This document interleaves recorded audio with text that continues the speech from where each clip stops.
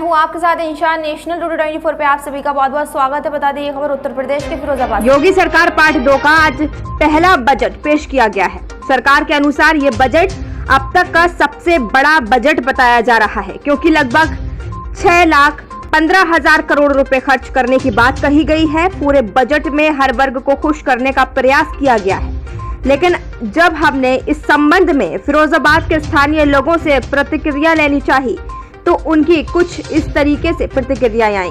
आइए सुनते हैं क्या क्या कहना था फिरोजाबाद के लोगों का।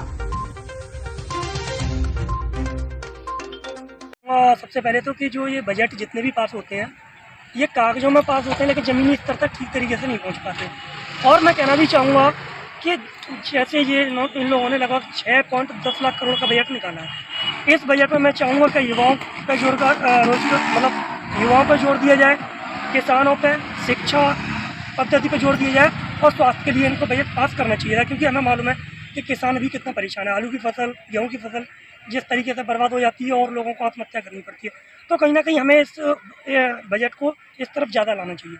दूसरी चीज़ हम लोगों को पता है कि उत्तर प्रदेश की जो स्वास्थ्य व्यवस्था है कितनी लचर व्यवस्थाएँ हैं। हमने कोविड में भी देखा कि लोगों को ऑक्सीजन सिलेंडर वगैरह कुछ नहीं मिल पा रहे थे, उनको छोड़िएगा, वो तो चीज़ काफ़ी पुरानी हो गई।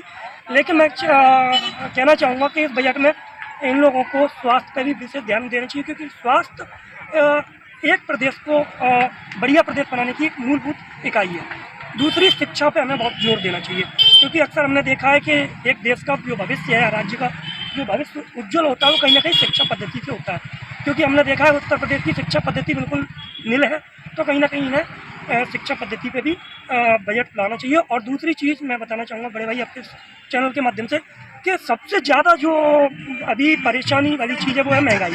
तो हमें महंगाई को लेके मतलब इस बजट में कहीं ना कहीं हमें संशोधन भी करना चाहिए। और जो लोग आजकल अपना घर खर्च भी नहीं निकाल पा रहे, उनकी जेब में से जो कमा रहे हैं वो सारा पैसा जो है वो सारा पैसा उन लोगों का सामान लाने में या कहीं ना कहीं महंगाई की वजह से चला जाता है। तो महंगाई, शिक्षा और स्वास्थ्य, ये 3 चीज़ों पर बजट का, और किसानों पर, ये 4 चीज़ें हैं, इन्हें बजट में मुख्य रूप से रखना चाहिए।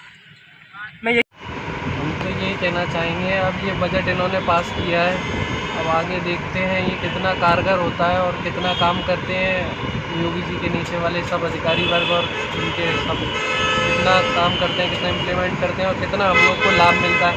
जैसे योगी जी ने कहा है कि 5 सालों में 4 लाख नौकरियां देंगे। अब कहते तो सभी सरकारें यही कहती हैं, अब देखो कितना काम करते हैं और कितना मिलता है लोगों को रोज़गार, क्योंकि इस वक्त जो रोज़गार की दिक्कत है, बहुत ज़्यादा तकलीफ में है, सभी लोग नौकरियां नहीं मिल रही हैं और व्यापार भी बहुत ज़्यादा डाउन है।